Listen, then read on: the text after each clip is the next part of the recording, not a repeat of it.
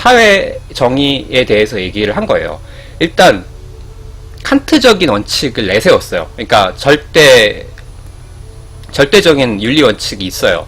절대주의 윤리적인 원칙이 있는데, 그게 뭐냐면은 아까 얘기하신 것처럼 첫 번째가, 이게 저도 워낙 오래돼가지고 다 기억을 할 수 있을지 모르겠는데, 첫 번째가 그거예요. 그러니까 어떤 종류의 일을 하든 이 사회의 최약자에게 해가 되면 안 된다.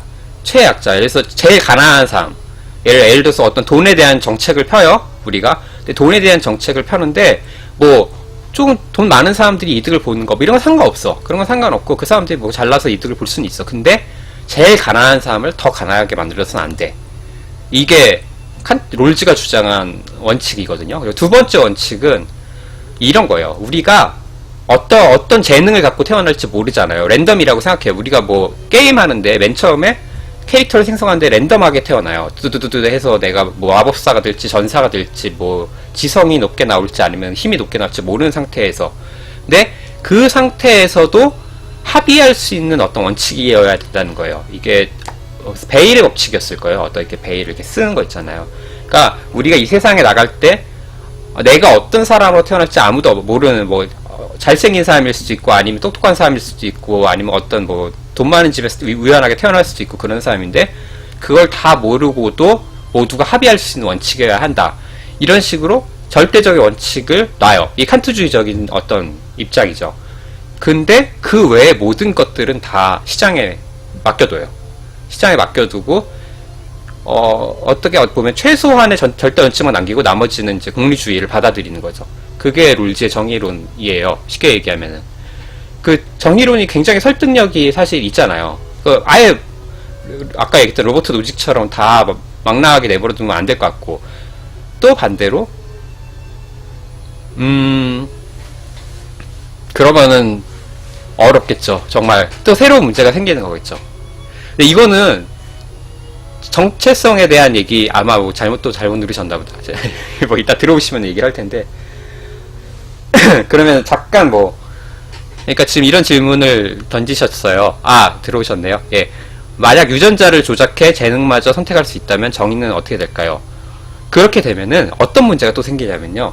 정체성의 문제가 또 들어와요. 예, 나는 왜 나인가? 이런 얘기가 되거든요. 이거는 사실 어려운 얘기는 아니에요. 그러니까 하루하루 바뀌면은 인간의 세포가 계속해서 어떤 것들은 죽어서 떨어져 나가고 어떤 것들은 다시 생성되고 그러거든요. 그러니까 태어났을 때 우리의 세포와 죽을 때 우리 세포는 완전히 다른 세포예요. 근데 우리는 계속 나라고 생각하잖아요.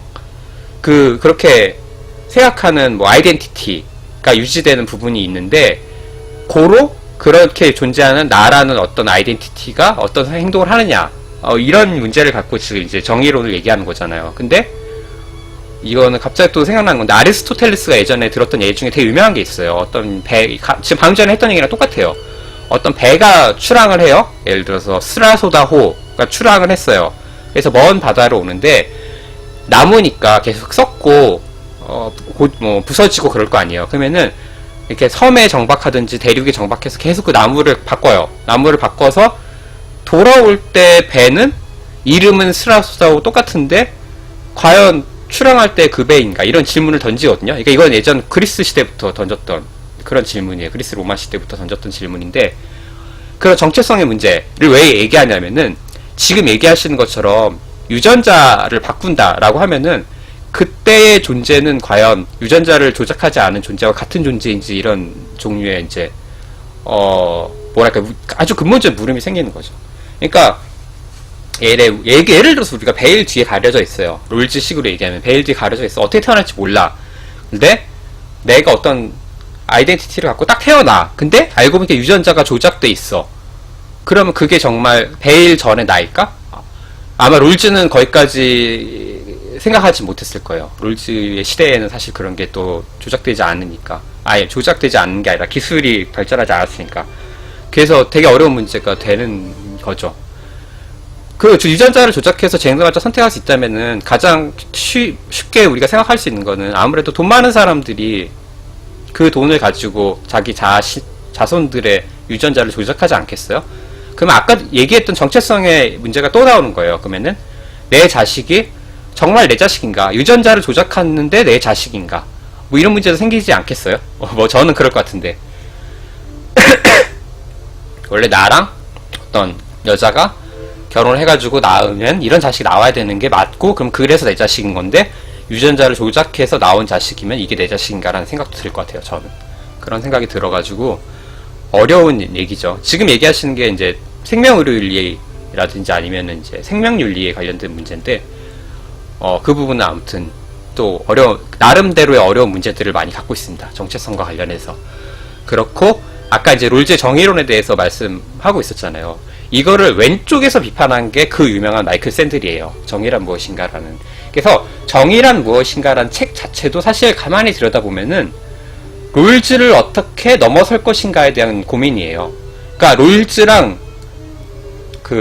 아까 말씀했던 것처럼 샌들하고 로버트 노직은 우파와 좌파의 입장에서 각각 넘어서려고 한 거예요. 롤즈가 너무 세니까. 근데 이 사람들이 완벽하게 넘어섰냐면은 그거는 잘 모르겠어요. 아직도 롤즈의 정의론은 정치 철학에서의 정전처럼 돼 있거든요. 옛날에 칸트의 그 윤리학 책이 그랬듯이. 그래서 샌들이 얘기하는 게, 그쵸, 맞아요. 그 마이클 샌들은 공동체주의자예요. 공동체주의자라는 게 바로 롤즈조차도 너무 우파다. 그러니까 우파란 말이 조금 우리나라에서 막 이상하게 쓰여서 뭐 이렇게 얘기하면 좀 그렇지만 어떤 뜻인지 아실 거예요. 개인주의적이다. 그리고 사회의 책임을 방기하고 있다. 그러니까 롤즈는 아까 얘기했듯이 그런 기본적인 원칙만 지키면 그 다음부터는 사회가 개입하면 안 된다고 생각을 했잖아요. 근데 마이클 샌들은 지금 얘기하신 것과 같아요. 그러니까 탤런트, 그러니까 어떤 재능이라는 게 과연 어떤 개인에게 완전히 속하는 어떤 속성이냐, 내가 부잣집에 태어나고 똑똑하게 태어나고 잘생기게 태어난 것이 이 사회에 아무 상관없는 거냐.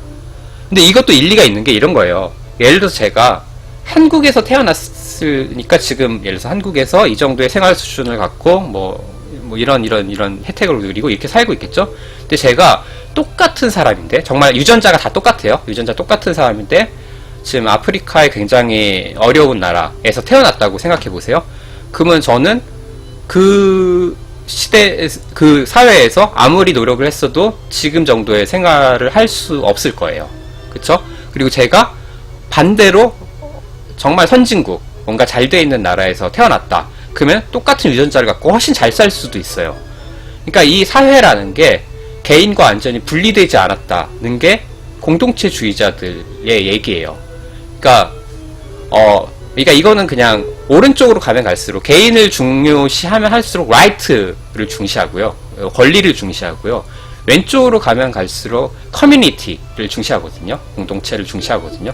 그래서 그런 사람들 공동체주의자라고 하는데, 샌들은 공동체주의의 대표적인 사람 중에 하나예요. 그래서 그 사람이 맞다 틀리다를 제가 뭐 평가할 그런 수준은 아니지만, 실제로 샌들이나 아니면 맥킨타이어라고 또 유명한 사람이 있어요. 덕의 윤리 해가지고 이제 옛날에 아리스토텔레스 윤리학에서 제일 중요했던 게 덕이거든요.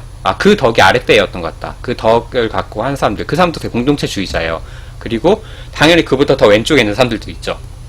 그래도 샌들, 롤즈, 노지까지는 시장 경제, 시장 자유 경제를 공격하진 않아요. 거기까지는. 그래도 그걸 받아들이면서 그 안에서 이제 어떻게 해나갈 것인가인데, 아예 좌파들도 있겠죠.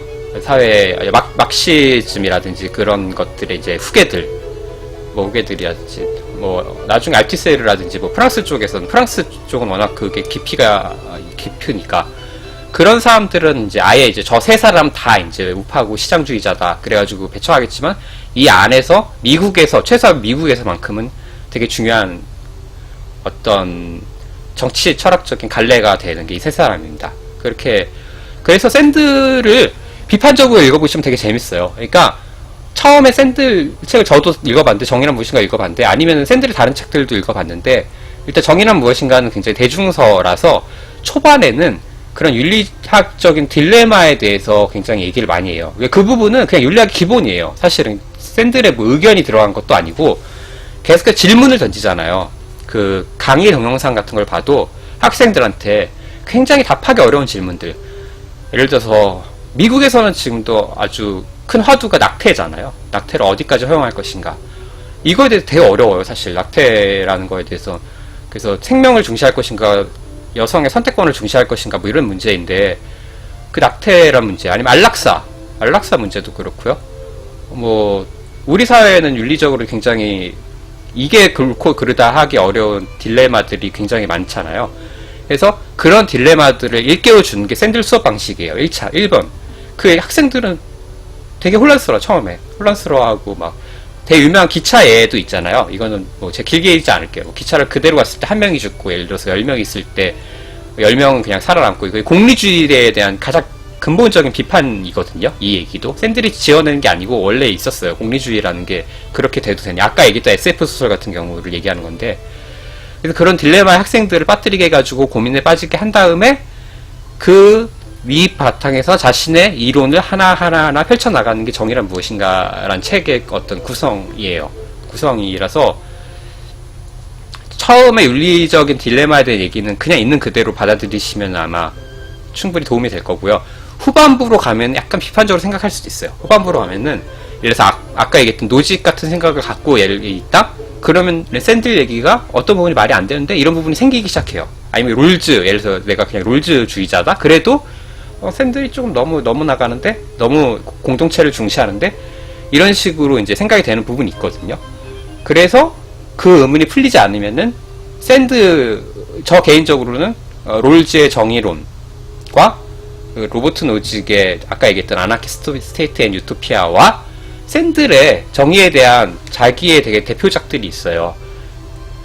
저스티스 뭐였지? 하여튼 이 사람은 원래 저스티스란 말 되게 중요하게 생각하는 사람이라서 제가 그 집에 있을 텐데, 아무튼 그 책들을 비교해서 보면 대충 갈래가 잡혀요. 아, 정의에 대해서 그냥 미국의 주류 학계, 소위 얘기하는 주류 학계에서는 이 정도의 논쟁이 벌어지고 있구나. 그런 생각이 정리가 되는 거죠. 근데 해답은 저는 없다고 생각해요. 사실 해답은 없고, 그래서 바른 마음이라는 책이 최근에 나왔거든요. 이 뇌과학자가 이제 쓴, 뇌과학자? 아니면 심리학자가 쓴 책인데, 이 사람은 아예 이렇게 얘기해요. 그냥 그런 선택 자체가 또 타고난 거다, 뇌가 이미. 그래서 예를 들어서 미국의 공화당을 지지하는 사람들은 기본적으로 자신을 침범한 거에 대한 공포나 불안이 강한 사람이다. 그리고 원래 그렇거든요. 모든 보수주의자들은 변화라든지 어떤 자신의 권리에 대한 침범을 굉장히 두려워하거든요. 이건 한국도 마찬가지일 거예요. 사람들이 나이를 들면 들수록 보수적이 되는 이유도 그게 있어요. 점점 뺏길 거는 많아지는데, 주기는 싫어지고, 그런 게 이제 사람들이 나이를 먹으면 어쩔 수 없이 보수적이 되는 이유가 있는데, 그걸 아예 타고났다라고 얘기하는 사람이 조너던 하이트일 거고요. 조나단 하이트 맞아요. 조나단 하이트이고, 그 사람의 바른 마음이란 책, 웅진 지시가우스에서 나왔을 텐데, 그 책이 이제 그런 얘기를 하고 있어요. 그리고 진보적인 사람들은 기본적으로 공감 능력, 그리고 연민에 대한 능력, 그리고 그러니까 뭔가 공동체가 함께 나아가고자 하는 어떤 그런 욕망이 더 크게 그런 뇌를 또 타고 태어났다. 뭐 이런 얘기를 하거든요. 그래서 뭐 그럴 정도로 아예 뇌가 문제다라고 얘기할 정도로 사실 어떤 논리적으로 아까 얘기했던 세 가지 입장의 우열을 가리기는 사실 굉장히 쉽지 않아요. 그래서 이 전향하는 경우가 굉장히 드물고요. 그래서 사람들은 물론 한국의 김문수 같은 정치가는 굉장히 큰 폭의 변화를 했지만, 사람들은 어떤 원칙이나 윤리적인 가치를 믿기 시작하면은 그 윤리를 평생 그냥 믿어가는 것 같아요. 그리고 점점 나이 들면서 보수적이 되고, 저의 경험인데 어떨지 모르겠습니다. 그냥 저의 그 대학 시절에 그 토론 같은 거를 이렇게 가만히 보고 있으면은 철학 수업을 이제 철학 교양 수업도 이제 듣게 되잖아요. 그러면은 다른 전공인 학생들도 들어오거든요. 그분들은 되게 확고한 어떤 가치관들을 갖고 있어요. 그래서 딱 잘라서 뭐 어떤 전공은 어떻다라고 얘기하기는 어렵지만, 보통 사회과학 쪽 전공하는 분들은 굉장히 진보적인 가치관을 이미 갖고 들어와요, 수업에. 그래서 토론 때 얘기하는 걸 딱 보면은 그 전공과의 연관성이 좀 느껴지고요. 그럼 그분들은 왜 사회과학을 하고 있느냐? 그러면은 그분들은 이미 중고등학교 때 그런 데 관심이 많았던 거예요. 뭐 예를 들어서 정치학과, 사회학과 이런 분들이거든요, 보통. 그런 분들은 이미 그런 게 관심이 많았기 때문에 나중에 정치학과나 사회학과로 진학을 하게 됐던 거고, 그게 저는 사실 과별 체제가 그런 의미에서는 더 좋다고 생각하긴 해요. 그러니까 자기가 이 공부를 하고 싶다 그러면 그걸 딱 정해서 들어가는 거니까. 이거는 뭐 약간 꼰대스러울 수도 있는데, 아무튼 저는 그런 생각이 들고, 경영학과나 보통 경영 쪽 아니면은 또 비슷한 공대 쪽일까요? 이런 분들은 상대적으로, 물론 그 중에서 되게 스펙트럼 다양했지만 보수적인 생각들을 갖고 들어오세요. 그래서 논쟁이 펼쳐지는 걸 가만히 보면은 저분들의 전공을 어느 정도 추측할 수가 있어요. 제 경험상 추측할 수는 있는데, 이건 뭐 일반화하기는 어렵죠. 경영학과 나왔는데도 굉장히 진보적인 분들도 계시고, 아니면은 사회과학을 했는데 되게 보수적인 분들도 있는 거니까. 아무튼 그걸 아예 심리학적, 뇌과학적으로 이론으로 정립한 게 아까 얘기했던 바른마음입니다. 소다님은 어느 쪽이 제일 타당한 것 같으세요? 제가 얘기한 뭐 롤즈와 샌들과 그 로직 그 중에서. 이게 되게 사실 그냥 뭐 이게 간단한 설명으로 뭔가 딱히 결정하기는 아마 쉽지는 않을 것 같아요.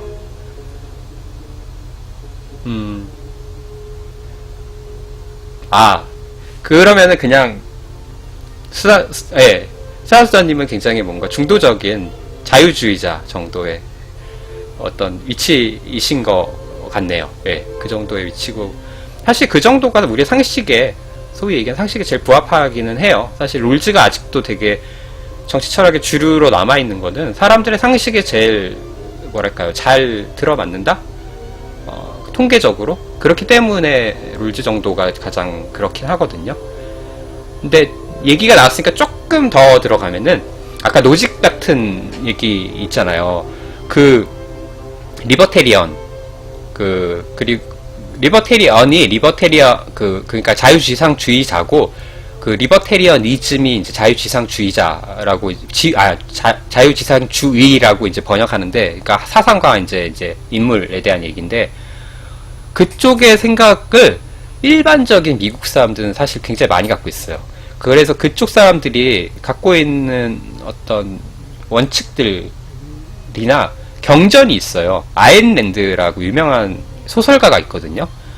파운틴헤드라는 소설과 아틀라스라는 소설을 썼는데, 그런 소설가의 작품이 굉장히 자유지상주의적이고, 그러니까 어떻게 보면은 조금 더 얘기하면 기업지상주의자인 거예요. 기업지상주의자. 그러니까 사회 어떤 뭐랄까요, 자본주의의 어떤 기본 질서, 시장자유주의랄까요? 그런 것에 아주 딱 들어맞는 그 대표적인 인물이 트럼프이고, 트럼프가 당선된 게 사실 아주 놀라운 일은 아니에요. 그냥 미국인들의 상식에 조금 맞는 그런 얘기를, 특히 뭐 블루컬러나 약간 그런 사람들의 상식이라는 게 있는데, 그거를 정확하게 짚고 넘어간 게 트럼프였던 거고, 샌들로 가면은 이제 공동체주의가 되는 거잖아요. 이제 그게 강해지면은 미국의 그 민주당에서 또 좌파 쪽, 그 사람이 이제 샌더스 같은 사람이거든요. 이번에 그 대통령 경선에 그래서 힐러리랑 경쟁했던, 그렇게 간 그 사람들이 이제 소위 환경주의나 아니면 페미니즘이나 이런 종류의 그 사회 개혁 운동에 관심이 많은 사람이 되고, 그런 식으로 미국을 그렇게 넓게 볼 수 있고, 유럽은 그래도 미국보다는 전체적으로 개인주의적인 성향보다는 왼쪽의 성향이 좀 더 강한 그런, 이제 뭐 유럽도 뭐 유럽 나름이겠지만, 제가 가보고 제가 공부해본 독일과 프랑스는 확실해요. 그래서 미국에서 막스를 굉장히 중시하면서 공부하는 곳은 사실 별로 많지 않거든요. 막스는 일단 좀 구시대의 유물이고, 그냥 한번 그냥 어떤 교양으로 듣고 넘어갈 그런 사람으로 생각하는데, 아직도 막스에 대해서 진지하게 고민하는 사람들은 다 유럽 사람들이에요. 유럽 사람들. 아니면은 아예 철학과 교수가 아니라 문학 하는 분들, 문학 비평가. 그러니까 되게 재밌는 게 있어요. 제가 철학과를 다니면서 느낀 건데, 옛날에 우리 90년대 신의 20일이라는 영화 잡지 아마 아실 거예요. 되게 한때는 되게 유명하고 많이 팔렸잖아요. 그 잡지를 보면은 평론가들도 무슨 얘기를 하는지 알까? 라는 그런 평론들이 그때는 유행했어요. 그래서 뭐 기호주의, 아니면은 뭐 락강, 아니면 뭐 들레즈 데리다 이런 말 막 썼는데, 당시에 그래도 학부생이지만 관심 있게 공부하던 저조차도 그 평론들을 보면은 이해를 전혀 못했거든요. 그래서 사실 저는 유행 금방 지나갔다고 생각하는데, 아무튼 그런 종류의 철학도 아니고 문화 비평도 아닌 이상한 작업을 많이 하는 분들이 문학을 전공하신 분들이에요. 예를 들어서 영미권에서 그래도 제일 막시즘을 진지하게 고민했던 분이 테리 이글턴이라고 있거든요. 그분은 철학의 전공이 아니에요. 영문학자예요. 영문학자인데 그런 분이 있고, 그리고 많은 이제 조금 좌파적인 생각을 갖고 있는 분들을 보면은, 그리고 예를 들어서 프랑스 철학을 진지하게 미국으로 갖고 간 사람들, 예를 들어서 락강 같은 거를 미국의 철학과에서는 진지하게 받아들이지 않았어요. 미국의 철학과에서는 락강이나 들레즈나 뭐, 아유, 쟤들 프랑스 애들 또 헛소리 하는구나 이러고 그냥 넘어갔거든요. 그리고 아까 얘기했던 그런 식의 뭐 샌들이라든지 롤즈라든지 아니면은 다른 쪽에 이제 학문들, 뭐 그때 이제 심리 철학이라는 게 되게 또 유행하고 했는데, 그 비트겐슈타인으로부터 이제 이어지는 거예요. 그러니까 논리 중심의 어떤 철학들, 영미 철학의 전통은 논리 중심의 철학, 그러니까 일제 감성적인 게 아니라 거의 수학에 가까운 철학. 그게 지금의 자연과학하고 이제 연결이 돼가지고 인지과학이 되고, AI나 뭐 이런 부분, 인공지능이나 이런 거를 원래 철학과에서 되게 많이 고민했던 부분이거든요. AI에 대해서 고민을 많이 하고. 뭐, 그래서 지금은 사실 조금 통합되고 있는 건데, 하여튼 영미 철학의 성격은 그래가지고, 프랑스에서 하는 그런 얘기들을 되게 진지하게 받아들이지 않았어요. 철학하는 사람들은. 근데, 미국의 그 문학하는 사람들이 그거를 갖고 왔어요. 수입했어요. 프랑스에 소위 포스트 모더니즘을 수입해가지고 그걸로 자신들의 문학평론이라든지 아니면 사회에 대한 발언에 그거를 뒤섞기 시작했죠. 뒤섞기 시작했고, 그래서 한국에서도 뭐 이거는 너무 내부 사정 같은데, 제가 다니던 학교에 딱 한 분이 프랑스 철학 전공하신 분, 현대 프랑스 철학을 전공하신 분이 있었어요. 그분은 심지어 학부도 다른 학교 출신이었거든요. 그러니까 우리 학교 학부가 어느 학교나 좀 그런 성향이 강할 텐데, 특히 우리 학교가 그 학부에 되게 자기 학교 학부 학생들만 교수를 시키는 그런 거였어요. 그래서 선생님들 그 프로필을 보면 다 뭐 미국에서 공부했든 아니면 유럽에서 공부했든 다 학부랑 대학원 석사 정도는 다 우리 학교에서 하고 나가는 사람들이었거든요. 근데 그거를 깨보자라는 시도가 학계에서 있었어요. 그래서 우리 학교도 마찬가지로 거기에 동참을 했는데, 그래서 연대 교수셨는데, 그분이 연대 교수였는데 우리 학교로 왔어요. 우리 학교로 와가지고 그분이 되게 뭔가 처음에는 그냥 교수님인데 뭐 이런 말 하면 좀 그렇지만 외톨이셨어요. 외톨이셨고, 하는 학문 자체도 철학과 사람들이 인정하지 않는 프랑스 현대 철학이었거든요. 근데 그분이 어떤 식으로 이제 자신의 커리어를 쌓아 나갔냐면은 외부 활동을 많이 하셨어요. 책도 많이 쓰고 강의도 많이 하고, 지금도 보니까 네이버에 뭐 강의 이렇게 올라오는 걸 하시더라고요. 외부 활동 많이 하시고 글을 좀 잘 쓰세요. 원래 문학을 하고 싶었던 분이었거든요. 김수영을 되게 좋아하고. 그래가지고 그런 식으로 해서 어떤 커리어를 쌓아서 지금은 이제 정교수로 자리를 잡은 분이 한 분 계세요. 그런 정도로 영미 철학하고 대륙 철학이 정말 많이 달라요. 많이 다르고,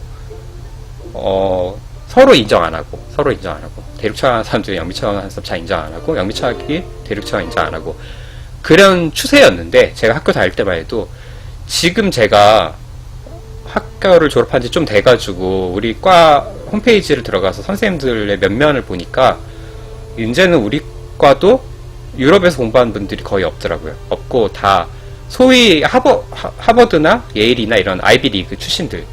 예를 들어서 불교 철학 교수님이 오셨는데, 불교 철학 교수님이면 뭔가 불교의 본산 뭐 이런 데서 공부하셔야 될 것 같잖아요. 하다못해 뭐 도쿄대라도. 근데 그게 아니라 UC 버클리를 다니셨더라고요. UC 버클리가 미국에서는 불교 철학을 제일 많이 하는 데는 맞아요.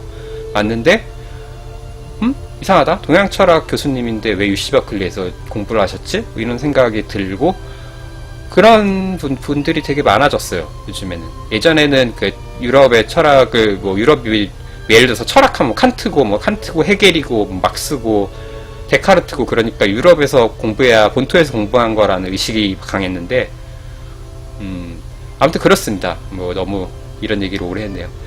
아, 음악 참 좋은 것 같아요. 브람스 마을 저 개인적으로 좋아하는데 약간 크게 틀까요? 아, 이 악장이 정말 좋은 것 같아요. 이 악장만 따로 연주도 많이 하는데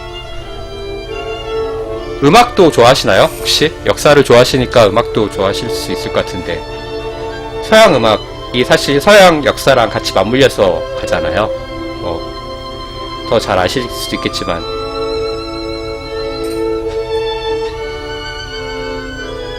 그래서 제가 방제에다가 음악 클래식을 넣은 것도 사실 그래요. 막 이거를 종합적으로 생각하면 되게 재밌는 것들이 많거든요. 소위 얘기하는 뭐 미국 서양 음악, 아 클래식 좋아하시는군요. 아 다행입니다. 아 그거 저는 개인적으로 말러를 정말 좋아하는, 모든 저의 아이디는 다 말러입니다. 좀 경박하죠. 바흐 이런 거 좋아하는 분들이 보면 되게 경박한. 근데 저는 하여튼 말러를 좋아하고요. 아, 역사 서양사를 좋아하신다니까 서양사의 사상사 흐름과 클래식 음악은 되게 긴밀하게 연결돼 있잖아요.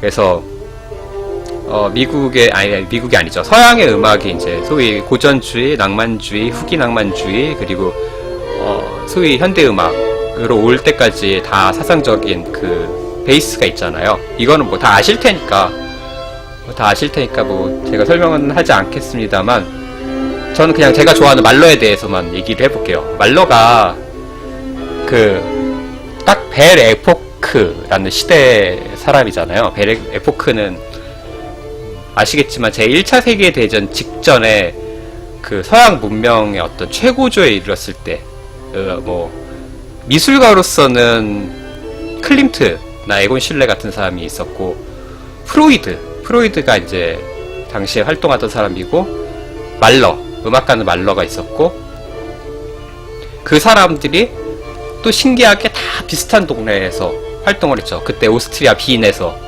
그래가지고 그 사람들이 막 서로 얽히고 설키고 막 짝사랑하고, 예를 들면은 말러의 부인이 알마 말러라는 사람인데, 그 사람을 그때 당시에 굉장히 유명했던, 아마 건축하시는 분들은 이름도 알 거예요. 근데 저는 건축은 잘은 몰라서, 근데 그 사람이 짝사랑 해가지고 나중에는 형식적으로는 부부지만 말러가 그 남자에게 자신의 부인을 뺏겼다는 어떤 상실감이 들어가지고, 후기 음악이 되면 될수록, 원래 염세적이지만 후기 음악이 되면 될수록 되게 염세적이 되거든요. 그래서 뭐 그런 이야기들도 저는 되게 인간적이어서 재밌었고요. 클래식 음악을 좋아하시니까 아마 그런 클래식의 미신이 있잖아요. 9번 교향곡을 작곡하면 죽는다. 슈베르트가 9번 작곡하다 죽었고, 베토벤이 9번 작곡하고 10번을 하려다가 죽었고, 그리고 브루크너가 9번 작곡하다 죽었고, 뭐 이거를 말러는 피해가기 위해서 자신의 9번째 교향곡의 이름을 아예 교향곡이라고 붙이지 않고 대지의 노래라고 붙였잖아요. 이거 혹시 다 아는 얘기면 그냥 넘어가도 돼요. 근데 저 그냥 말러리안으로서 그러다가 이것 봐라, 대지의 노래를 작곡했는데 안 죽네? 내가 안 죽으니까 9번을 작곡해봐야지 하고 9번을 작곡했어. 그래서 완성을 했잖아요. 완성을 해가지고, 저는 개인적으로 말러의 9번을 제일 좋아하는데, 9번하고 3번을 좋아하는데, 아무튼 그리고 나서 나는 그 미신의 그 희생자가 되지 않겠다, 이런 마음이 들어가지고 10번을 바로 열심히 작곡하기 시작했어요. 10번을 열심히 작곡하기 시작해가지고 10번의 1악장인 아다지오까지 썼거든요. 아다지오까지 썼는데 아니야 다를까야 죽었죠. 말러도 10번 1악장까지 쓰고 죽었어요. 그래서 이 9번이 어떤 마의 어떤 숫자인가 이런 생각이 드는데, 이거는 그냥 이렇게 생각해도 될 것 같아요. 징크스 맞아요. 잘 아실 것 같아요. 클래식 좋아하시니까. 그 징크스가 있는데, 그냥 클래식 교향곡이라는 게 사실 하루아침에 뚝딱 만들 수 있는 음악이 아니잖아요. 굉장히 방대하고 악기 간의 어떤 밸런스도 있고 뭐 전체적인 형식도 있고, 그냥 그만한 음악을 인생에서 보통 사람들이 뭐 사고사나 이렇게 죽지 않고 그냥 조용히 병사하거나 노화해서 죽었다고 쳤을 때 그 시간에 만들 수 있는 최대한이 9번에서 10번 정도구나 뭐 이렇게 생각하면 조금 이해가 되기도 해요. 나중에 뭐 쇼스타고비치 같은 사람이야 뭐 엄청나게 썼지만 뭐 그 사람은 뭐 정말 짧은 교향곡도 많고 사실 전통적인 교향곡이 아니라서 거기 들어가진 않는 것 같아요. 근데 그게 아니라 전통적인 교향곡의 범주에 들어가는 그 정도 분량의 교향곡은 그냥 평생 써봤자 9번 정도 쓸 수 있구나, 아니면 기껏해야 10번 쓰는구나, 뭐 그런 생각이 들더라고요. 그런 생각이 들어서 그러면 좀 과학적으로 설명이 되더라고요. 예. 그래가지고 아무튼 그 생각이 갑자기 들어서 제가 첫 방송에서 말로 9번을 들었거든요. 그냥 제가 제일 좋아하는 음악이기도 하고 첫 방송의 주제는 죽음이었기 때문에 죽음에 대해서 얘기를 하고, 그러니까 클래식 음악가들도 사실 가장 주테마는 사랑과 죽음인 것 같아요. 사랑과 죽음, 이게 아주 대표적인 게 말러 같은 사람이고, 그 굉장히 감성적인 음악을 하잖아요. 아주 조용하고 뭐랄까요, 그런 선율, 지금 나오는 브람스 선율처럼 이런 거 하다가 갑자기 엄청나게 막 심벌 꽝 치고 막 뭐 망치로 6번 교향곡 같은 경우에는 아실지 모르겠지만 망치로 이렇게 빵 치거든요. 그거 라이브로 보면은 진짜 가관이에요. 정말 이따만한 망치를 들고 막 타악기 주자가 치는데, 아무튼 뭐 말러는 그렇게 되게 감성적인 사람이라서 또 저는 좋아하는 건데, 말러뿐만 아니라 이렇게 사랑과 죽음은 끝없는 테마인 것 같아요. 결국 인간 사회에서 가장 중요한 게 사랑과 죽음인 것 같고, 근데 왜 그런가를 생각해 보면은 이거는 19금, 예를 들어서 영화나 이런 거 생각해 보면은 터부라는 게 있잖아요. 사회에는 터부가 있는데, 사회의 터부는 어느 사회나 딱 두 가지인 것 같아요. 지금 사회에서. 그거는 폭력과 성이에요. 그러니까 섹스, 소위 성관계를 너무 깊게 다루고 자세히 묘사하면은 그건 터부가 되고, 그리고 죽음에 관련된, 그러니까 폭력이라는 게 사실 죽음에 관한 거잖아요. 그걸 너무 강하게 노골적으로 묘사하면 그게 터부가 되고, 그래서 우리가 하는 게임이라든지 보는 영화들은 다 거기에 딱딱 잘리잖아요. 너무 잔인하거나 너무 야한 거는 안 되잖아요. 근데 그거를 예전에 바타유라는 사상가가 사디즘 할 때 사드를 해석하면서 그렇게 얘기했거든요. 왜 인간은 사랑과 죽음이 터부인가? 그것은 사람을, 그러니까 쉽게 얘기해서 뭐 원래 존재라고 하는데, 뭐 존재란 말은 쉽게 얘기하면 사람이에요. 사람이 사람을 태어나게 만드는 게 사랑이고, 그러니까 존재의 근원, 존재를 발생케 하는 게 사랑이고, 존재를 사라지게 만드는 게 죽음이니까 그 두 개를 인간은 살면서 보고 싶지 않은 거예요. 그걸 넘어가고 싶지 않아요. 그게 터부라고 했거든요. 저는 개인적으로 되게 조금 일리가 있는 말인 것 같아요. 학부 논문을 그걸로 썼었는데, 그래서 사드를 어떻게 재평가하냐면, 사드는 뭐 사람들이 보통 그냥 완전 미친놈으로 알잖아요. 미친놈으로 아는데 철학계에서도 되게 재평가해요. 요즘에는 사드에 대해서도 많이 연구하거든요. 칸트의 어떤, 그러니까 정반합으로 치면은 정이 칸트면은 반이 사드고, 그래서 그 뒤에 합이 나온다, 이렇게 생각하는 연구들도 되게 많은데, 사드는 계속해서 어떻게 보면 무의미하게 성과 죽음에 대해서만 얘기해요. 되게 잔인한 얘기 하다가 되게 성적인 얘기 하다가 되게 잔인한 얘기 하다가 성적인 얘기 하다가, 그 터부 두 개를 둘 다 넘나드는 거죠. 그래서 바타유는 그걸 어떻게 해석하냐면은, 결국 인간에게는 터부를 넘는다는 거 자체가 어떤 공통적인 행위이고, 그거는 어떤 인간 존재의 어떤 생성과 혹은 소멸과 관련이 있다. 고로 그 성과 죽음은 하나다, 이렇게 연결된다 라고 생각했거든요. 성과 죽음은. 그래서 에로티즘이라는 거는, 우리가 생각하는 에로티즘은 되게 야한 거 뭐 이런 거 생각하기 쉬운데, 그 바타유가 생각할 때는 그 터부를 넘었을 때의 그 쾌감이나 어떤 뭔가 그거예요. 그 터부를 넘었을 때 인간은 정말로 큰 희열을 느낀다. 그래서 뭐 그런 얘기들이 있잖아요. 뭐 사람은 죽을 때 가장 큰 희열을 얻는다든지, 아니면은 감각의 제국이란 영화에서 그 여자 주인공이 남자 주인공의 성기를 잘라버려가지고 못쓰게 만든다든지, 막 이런 종류의 연결선상에 있다고 생각했거든요, 바타유는. 근데 그 말이 100% 맞는지, 예를 들어서 그 사람 말 중에 좀 너무 나간 부분도 있어요. 그 에로스의 눈물이라는 책을 보면은 그 2차 세계대전 당시에 일본군이 아마 중국인들에게 많은 만행을 저질렀잖아요. 그 장면 중에 하나였던 것 같은데, 꼬챙이에다가 사지를 잘라서 꽂아놔요. 사람을 꽂아놔가지고 이 사람은 죽어가는데 그 사람의 표정을 에로티즘을 느끼는 희열에 찬 표정이라고 써놨어요. 그래서 그거는 좀 저는 이건 너무 같다라는 생각이 들었는데, 이 사람의 터부에 대한 생각은 일리가 있다. 왜 그렇잖아요. 우리가 왜 야한 거랑 왜 그 폭력적인 거는 왜 보면 안 될까? 왜 영화들은 그것들을 금지할까? 라는 생각을 했을 때 가장 명확한 답을 주는 게 저는 밧다이의 그 설명이라고 생각을 했거든요.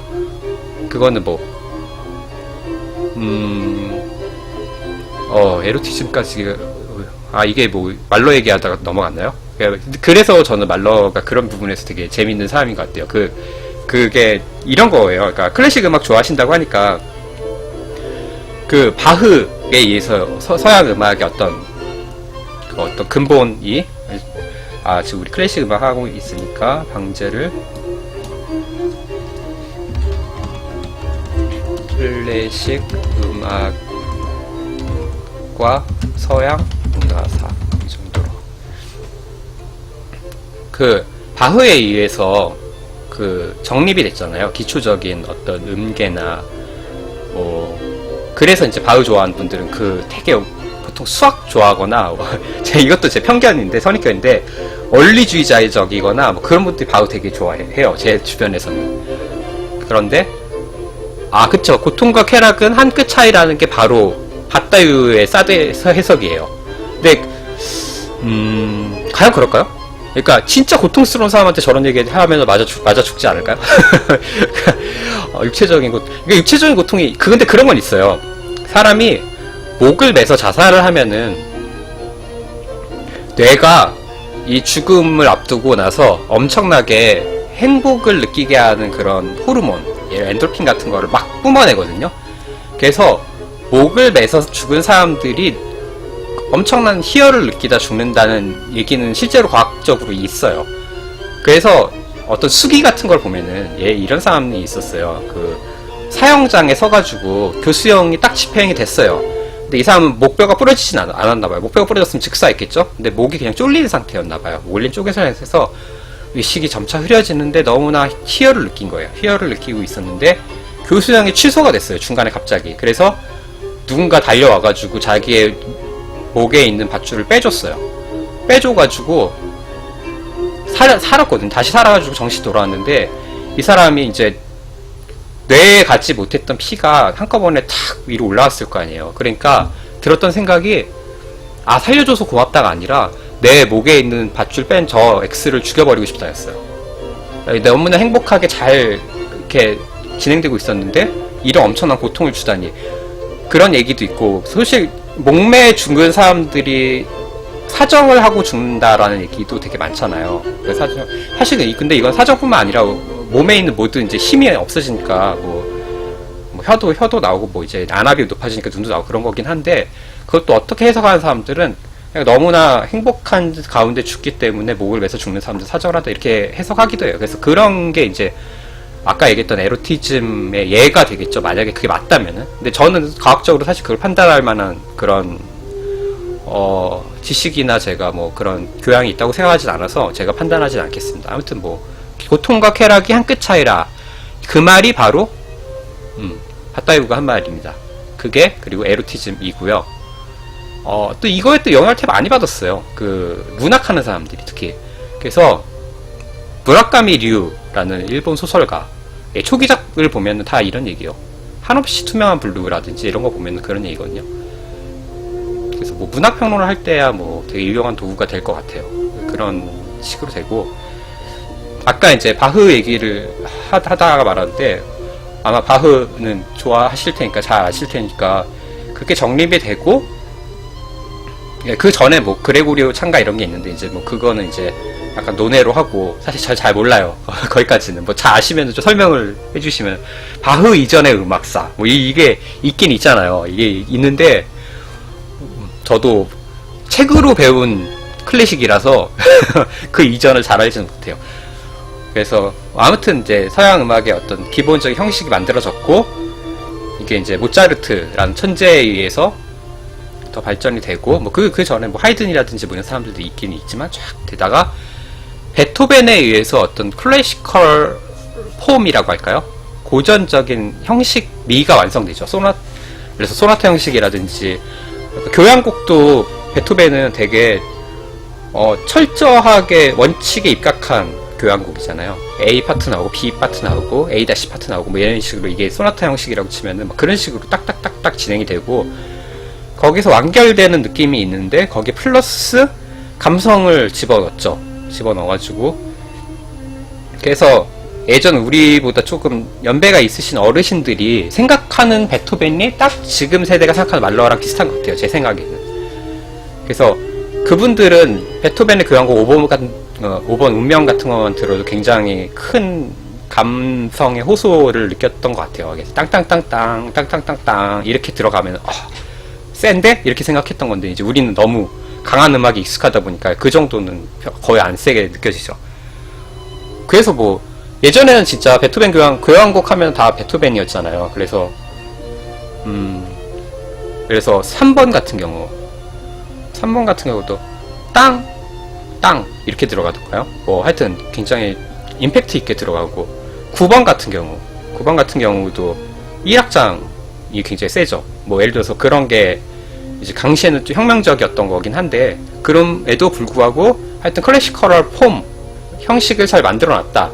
그래서 베토벤이 역사에 남는 음악가가 된 거고, 그런 시대가 또 딱 나폴레옹 시기였잖아요. 아마 서양사를 좋아하니까 잘 아실 거예요. 나폴레옹이 베토벤에게 엄청난 영향을 줬어요. 그래서 사실 영웅교향곡이라고 하죠. 영웅교향곡 3번은 이죠. 3번.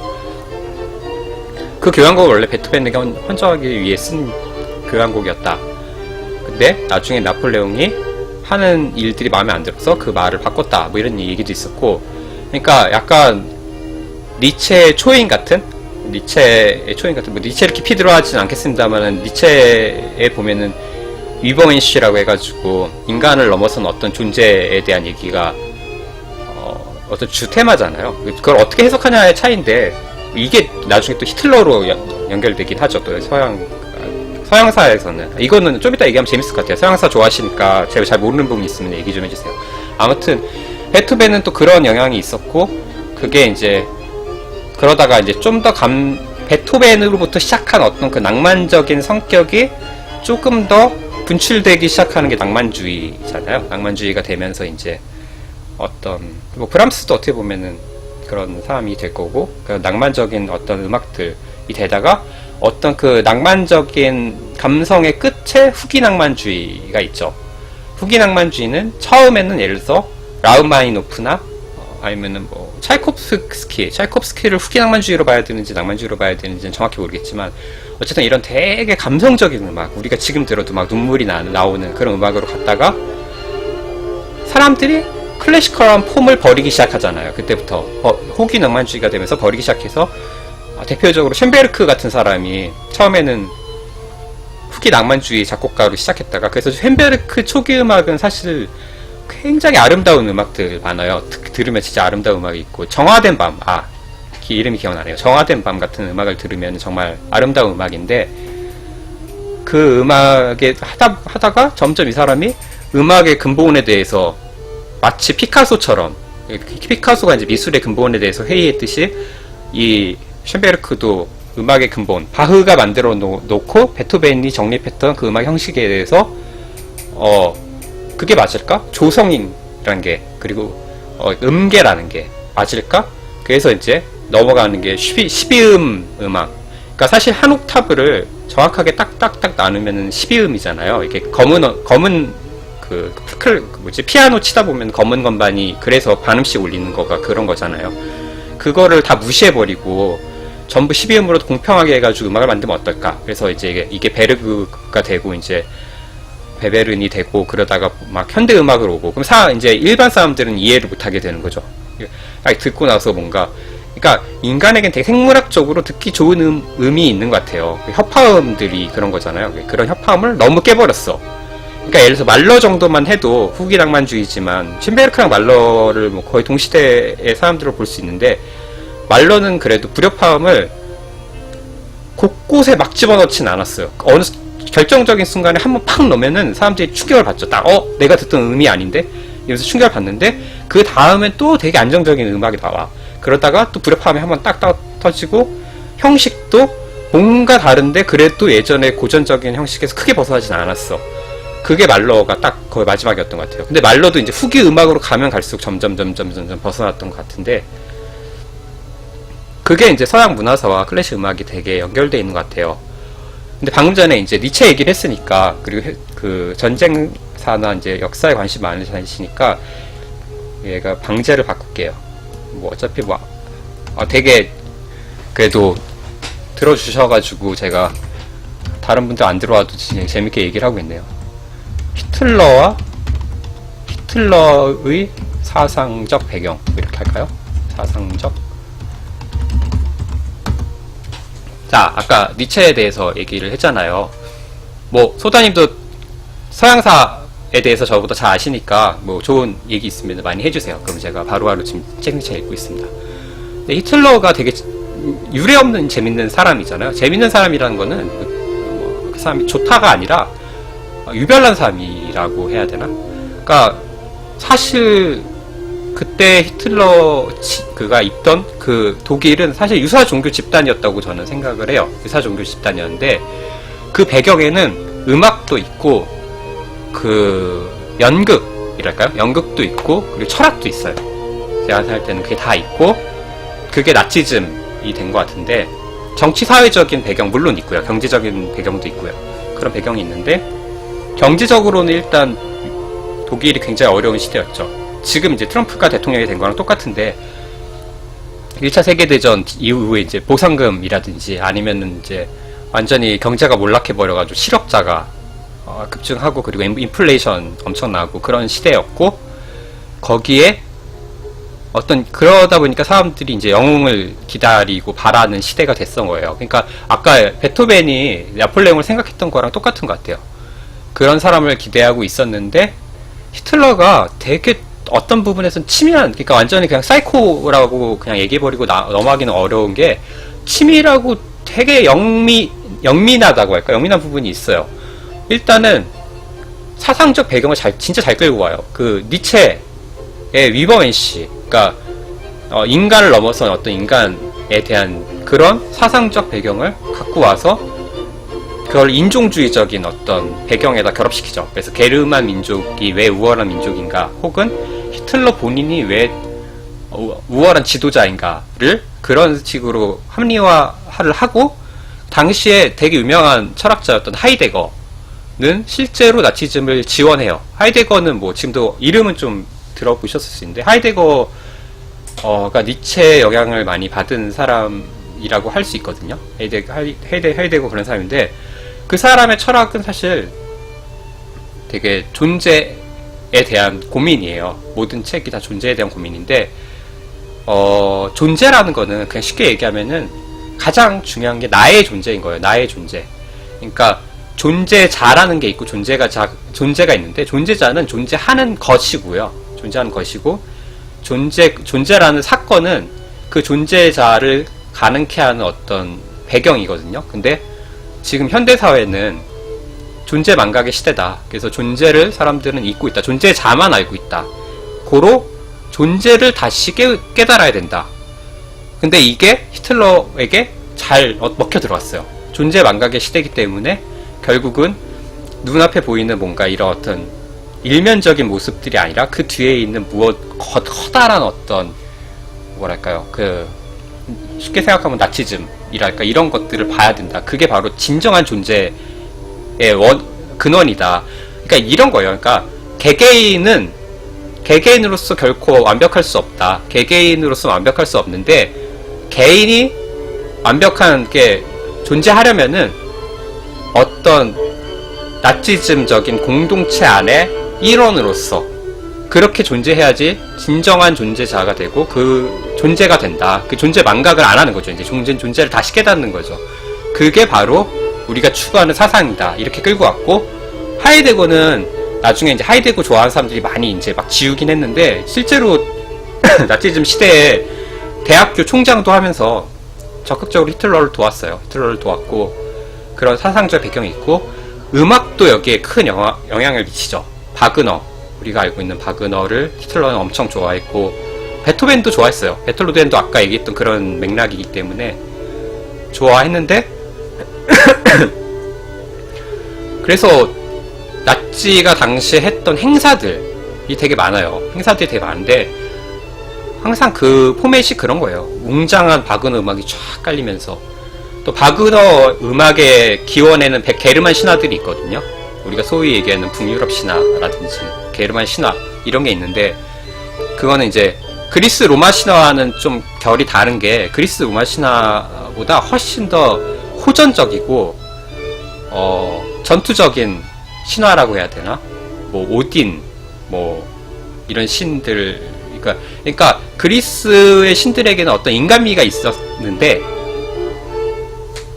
그 게르만은 그 지역이 되게 척박하잖아요. 그쪽은 북유럽이라든지 독일이라든지 이런 데는 항상 날씨도 험상궂고 춥고, 그러다 보니까 사람들이 신이란 존재를 되게 그리스 로마의 신처럼 그렇게 아름다운 어떤 막 뭐 미의 여신 뭐 이런 식으로 생각하지 않았어요. 그러니까 되게 항상 우리에게 벼락을 내리고 뭔가 이게 추위에 혹독한 시련을 주는 신으로 생각했거든요. 그래서 북유럽 신화는 거의 다 전쟁 얘기, 아마 그리스 로마 얘기는 막 사랑 얘기도 참 많고 뭐도 많은데, 북유럽 신화 정말 냉정한 전쟁 얘기가 많잖아요. 그런 배경을 가지고 바그너가 악극이라는 거를 만들어요. 악극이라는 거는 기존의 오페라랑 달라요. 기존의 오페라랑 형식적으로도 다르고 음악적으로도 달라요. 근데 그것도 너무 전문적인 영역이니까 그 악극을 만드는데, 그 악극은 다 게르만 신화들에 대한, 뭐 니벨룽의 반지 이런 게 굉장히 제일 유명한 것 중에 하나고, 뭐 파르치팔 아니면은 니른베르그의 명가수였나요? 그런 모든 작품들이 다 그런 신화의 기반을 두고 있거든요. 그러니까 결국은 이 신화들이 공통적으로 지향하는 바는 이 어려운 시대, 이 어려운 환경적인 요건을 극복하는 어떤 영웅들의 등장이에요. 그래서 발할라라고 하잖아요. 이게 결국 위대한 전사는 결국 신의 영역으로 들어가게 돼 있다. 그래서 이게 나치즘인데 되게 재밌는 게, 일본하고 이탈리아도 비슷한 형식의 어떤 파시즘을 만들어요. 다 유사 종교들이었던 것 같아요. 세 가지 다가 유사 종교였던 것 같은데, 이탈리아 같은 경우는 그리스 로마에서 가져왔죠. 그래서 로마의 어떤 황제의 표식, 그 무솔리니가 했던 게 항상 그 로마의 어떤 뭐 예를 들어서 카이사르라든지 뭐 이런 사람들의 자기가 후계자인 양, 그렇게 해가지고 유사 종교를 만들었고, 근데 그렇게 사상적인 깊이나 뭐 종교적인 성격이 나치즘보다 강하지는 않았던 것 같아요. 제 생각에는 그랬던 것 같고, 그리고 원래 이탈리아 사람들은 사실 그런데 휘둘리는 또 집단적인 사람들이 아니고, 근데 일본은 그보다 나치즘에 버금가는 어떤 집단주의를 만들죠. 거기에는 일본의 여러 신화도 있고, 일본은 자연 환경이라기보다는 역사 자체가 전쟁의 역사잖아요. 사실은 내전이 정말 길었던 나라고, 전국시대를 거쳐가지고 뭐 혁명도 많았고요. 피해 혁명들이 많았죠. 그 외국에서 들어온 문물들이나 총 뭐 이런 것들을 바탕으로 해가지고 나중에 서양화를 하긴 하는데, 메이지 유신이라는 형태로 근대화를 하긴 하는데, 또 서구의 어떤 정치 체제를 그대로 가져오지는 않잖아요. 그게 뭐 의회주의의 도입 시도가 있었지만, 뭐 여러 가지 뭐 우리가 알고 있는 이토 히로부미라든지 뭐 이런 사람들도 포함해서 의회주의의 시도가 있었지만, 결국은 군부가 장악하는, 군부 육군과 해군이 각각 그 힘을 갖고 어떤 나라를 이끌어가는 그런 체제가 되어서, 여기도 유사 종교죠. 천황. 천황을 중심으로 한, 천황은 아예 천황이 거의 신이잖아요. 반신이잖아요. 반신을 중심으로 한 거대한 시스템이 쫙 사상적으로. 근데 천황이 뭐 실권이 있었다고 보기는 어렵지만 아무튼 뭐 그런 유사 종교 체제 원, 그리고 나치즘이나 유사 종교 체제 또 하나, 그리고 이탈리아의 파시즘. 자기들은 비슷비슷한 사람들이니까. 그리고 그 식민주의 시대에서 그 선진 이제 식민지를 빼앗았던 영국, 프랑스 뭐 이런 나라들에 비해서 많이 밀려있기 때문에 우리가 이 상황을 타개할 방법은 오로지 전쟁이다. 전쟁을 일으켜가지고 저들을 굴복시키고 저들이 갖고 있는 저 식민지들을 빼앗아 오겠다라는 이해관계가 얽혀서 벌어진 게 2차 세계대전이라는 게 통설이잖아요. 통설인데 그런 의미에서 아까 이제 나치즘에 대한 설명을 들어갔는데 전 나치즘은 정말 재미있는 그러니까 시대와 상황이었던 것 같아요. 아까 얘기했던 뭐 일본도 그렇고 뭐 이탈리아도 그렇고 어떤 그런 부분이 있는데 문화에 대한 생각이 굉장히 재밌었어요. 그러니까 문화를 정말 어떤 의미에서는 계속해서 뭐라고 했지? 그러니까 지원을 했어요. 음악. 프루트뱅글러라는 유명한 지휘자가 당시에 있었잖아요. 프루트뱅글러를 적극적으로 지원했다. 이게 통설이고 나치가 사실은 음악가로서 또 천재이기도 하지만 굉장한 지원을 해줘가지고 사실 전쟁 직전까지도 베토벤 9번을 막 지휘하고 있었잖아요.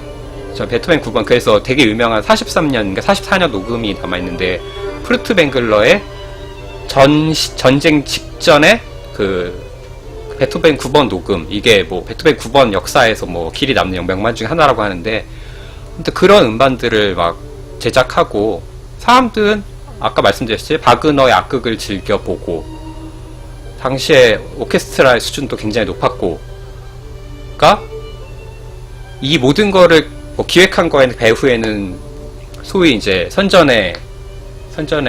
최선전에는 괴벨스의 역할도 있었겠지만 그 나치즘이라는 사상 자체가 문화를 굉장히 중시했다고 해야 되나? 근데 반면에 또 이제 유태인이 만들어 놓은 그런 음악들은 다 금지였죠. 멘델스존이라든지 이런 건 다 금지였고. 근데 이제 소위 게르만 혈통을 잇는 베토벤, 바그너, 그리고 뭐 그런 음악들은 굉장히 후하게 인정했던 그런 나라였던 것 같아요. 그래서 사실 전쟁이 끝나고 프루트뱅글러라는 지휘자도 그렇고요. 아니면 카라얀이라는 또 걸출의 스타 지휘자가 있잖아요. 걸출의 스타 지휘자도 그렇고, 토스카니니라는 미국의 이제 그때 당시에 이제 버금갔던 유명한 지휘자도 그렇고, 다들 정치적인 이해관계에 의해서 과소평가되든지 과대평가되게 되는 것 같아요. 그런 또 있다가 나중에 또 이제 프루트뱅글러나 카라얀은 다시 어떤 CD의 상업화, 클래식의 전성기를 거쳐가지고 재조명되기도 하는 것 같은데, 그렇죠. 클래식 음악 요즘에 CD 사기도 되게 어렵지 않아요? 이거 갑자기 또 궁금하네. 그 CD의 또 황금기가 또 지나가 버렸잖아요, 지금은. 그래서 클래식 음악을 예전엔 저는 CD로 다 모았거든요. 그래서 지금 여기에 벽장 하나가 CD가 클래식 장르로 다 차 있는데, 그때는 그런 또 약간 좀 사적인 얘기로 넘어가면은 신나라 레코드 같은데 가가지고 그 희귀한 음반들 뒤지다가 딱 뭐 발견하면 막 진짜 보물 찾듯이 찾아가지고 그거 사오면은 되게 기쁘고, 그리고 지금도 있는데 풍월당이라고 압구정동에 이제 클래식 전문 CD 가게가 있잖아요. 거기서 이제 음악 막 찾아서 보고 그런 전성기가 있었는데, 그게 제가 대학교 다닐 때니까 한 10년 이상 지나갔나 보네요. 음악 교육 사이트에서. 그러니까 요즘에는 다 그런 것 같아요. 그래서 예전에 예를 들어서 아까 얘기했던 막 스토리가 담긴 그런 음반들 있잖아요. 프루트뱅글러의 전쟁 당시에 전쟁 전쟁 끝나기 직전에 녹음했던 9번 교향곡 이런 거 되게 궁금하잖아요. 궁금하면은 무조건 CD를 샀어야 돼요. 저가 학생일 때는. 그래가지고 그게 어딨나 막 진짜 찾아보고 전화해가지고 막 뒤져보고, 그래서 그거 음반 하나 찾고, 그래 뭐 진짜 보물처럼 그래서 벽장에 꽂아놓고 막 그랬던 시대가 있는데 이제는 CDP 자체를 안 파는 것 같아요. 제가 얼마 전에 CDP가 좀 오래돼가지고 CDP를 바꿨거든요. CDP를 그리고 SACD나 블루레이를 듣고 싶어가지고 그런 게 없나 봤는데